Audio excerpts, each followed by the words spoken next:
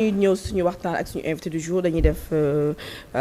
chronique comme ni ñu koy defee tous les lundis Ayoba dafa mel ni tey li nga xamante ne mooy immigration clandestine dañoo foogoon ni ba léegi sax yëf yi xaw na nekk au ralenti mais on se rend compte ba léegi ni gaal yaa ngi dem nit ñaa ngi ñàkk seen bakkan notamment récemment gis nañu benn analyse boo xam ne def nga ko ak chiffres yoo xam ne c'est un peu alarmant. Oui, rapport ONG bi nga xamante ni mooy Caminando Fronteras ñu koy woowee Walking Borders xamante ni dafay yëngu ci wàllum lépp li nga xamante ni mooy immigration clandestine te ñu nekk foofu ci Espagne moom moo génnee rapport annuel am bi nga xamante ni da koo juble ci victimes yi nga xamante ni moom la ñuy enregistré ci yoonu Canaries yi maanaam ci yoonu Espagne nga xamante ni ñu ci ëpp ci gaal gi la ñuy dugg jaar Océan Atlantique moo xam wala ñu jaaree ko ci Méditerranée rapport boobu nag daaw li mu firnde mooy 10 400 personnes ñoo décédé woon ci géej gi wala ci yoonu îles Canaries yi jëme Espagne jóge en tout cas ci dëkk yu bari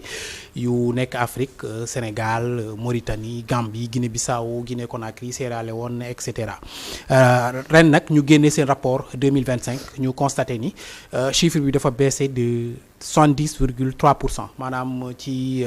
de 10 400 victimes on est passé cette année à 3090 victimes loolu nag li koy expliquer mooy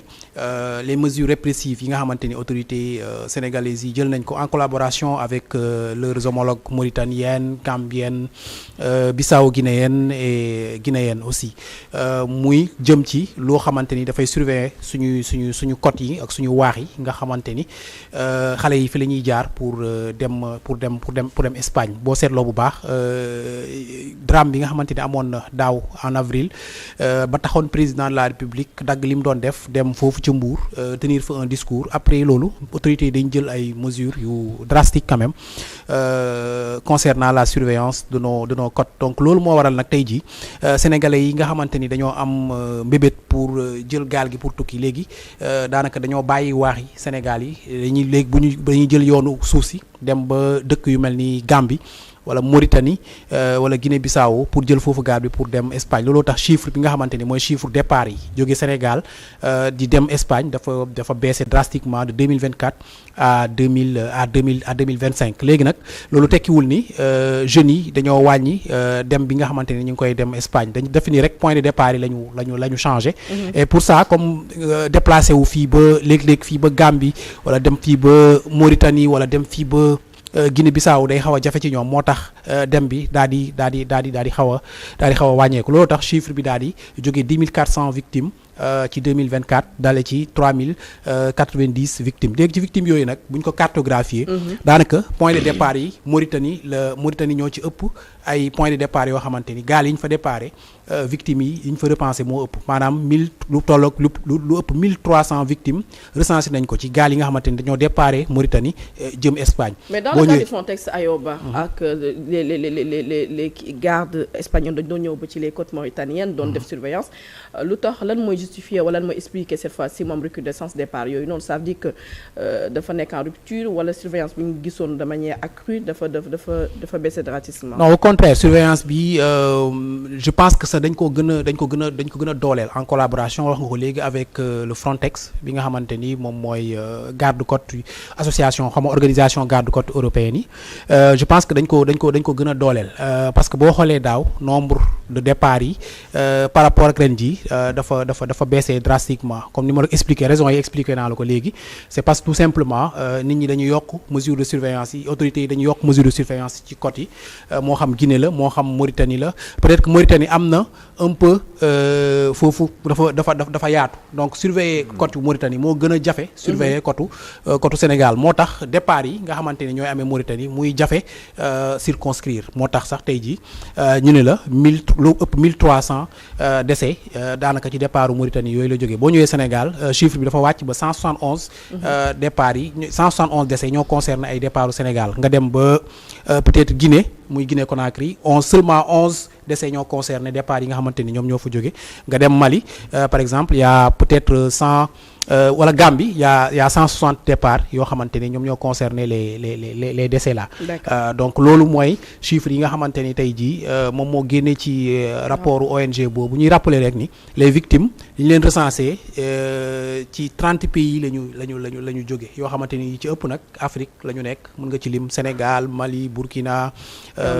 Sierra Leone Mauritanie et cetera am na ci quelques victimes yoo xamante ni ñu ngi ci yeneen dëkk yoo xamante ni en dehors de l'Afrique la ñu nekk. alors démb suñuy naataango yu nekk Guinée Conakry lañuy amal seen élection présidentielle est-ce que mënoo ñu wax ni dem nañ ci élection certes très apaisée gis nañuy forte mobilisation mais ñu bari dañuy ragal mooy spectre yu ñu nemee ko fële ci Guinée Bissau est-ce que du ñu ragal moom moo war a rumandaat feneen ci Guinée Conakry. bon Guinée Conakry je pense que élection bi tour élection rek moo ci nekk parce que boo organiser élection nga xamante ni les principaux opposants bokkuñu ci ku ci mel ni Cellou Dalein Diallo bokkul ci élection bi am na nga xamante ni c'est un opposant très populaire foofu ca Guinée kii nga xamante ni tamit moo fa nekk muy Mamadi Doumbouya muy diriger le pays quand même d'un main de fer mayewul trop d'espace ci public bi pour nit ñi def organiser ay manifestations pour opposants yi mën a wax seeni xalaat ci penc mi donc tey jii boo organiser élection dans ce contexte politique assez fermé mooy élection bi tour élection rek la mais du élection démocratique donc mën nañ wax ni carrément que Mamadou Doumbouya dinañ publier sous peu des résultats yoo xamante ni moom mooy gagner sans surprise parce qu'il n'y avait pas d'opposant à sa taille. D'accord. Abdou Karim Camara ma baale nga def sa lecture ci deux actualités yu gën a fàtte ci journée bi. waaw bon mooy bi mujj wax mooy la question relative aux élections en Guinée-Conakry. Bon je pense que personne ne sera surpris bu fekkente ne Mamadi Doumbouya dafa gagner élection yi parce que tendance bi ñu gis ces dernières années en Afrique de l'Ouest mooy bu ñu organiser ay élection dañuy fexe écarter tout ce qui est opposant donc parce que xam nga bu njëkk ba élection bu ñu ko daan def da ngay fexe sàcc par les urnes fii nga yokk fa ay électeurs et cetera mais c'est devenu de plus en plus compliqué parce que médias yi ñi ngi taxaw di surveiller réseaux sociaux yi léegi même nit ñi sax ñi nga xam dañuy dem ci biir bureau de vote yi dañuy surveiller donc voler en aval c'est devenu très compliqué maintenant les gens qu'est-ce qu'ils font ils volent les élections en amont mooy en quoi faisant mooy da ngay xool les principaux opposants nga écarter leen et cetera mesure yu mel loolu ngay jël organiser ces élections bopp remporter ko on l'a vu récemment je pense au Gabon on a vu ce qui s'est passé en Guinée-Bissau où tout le monde sait que en réalité c'était le camp de l'opposition avait remporté les élections malheureusement il y a eu un semblant de coup d'État que certains ont dénoncé gis nañ également peut-être luy waaj a xew peut-être Bénin c'est le même schéma où le président a écarté des opposants qu'il a jetés en prison pour même des actes de terrorisme ce qui est encore plus risible fas yéene organiser élection yoo xamante ne ñetti candidats ñooy am pour nga mën ko gagner je pense que tant qu'on ne sortira pas de ce schéma nous continuerons à tourner en rond te loolu pour man CEDEAO daf ci war a def liggéey bu am solo parce que aujourd'hui population yi mënatuñ leen reprocher bañ a dem voter dañuy jug pour dem voter am seen candidat am nañ ci droit man li ma gëm ci démocratie mooy nit ñi ku ñu bëgg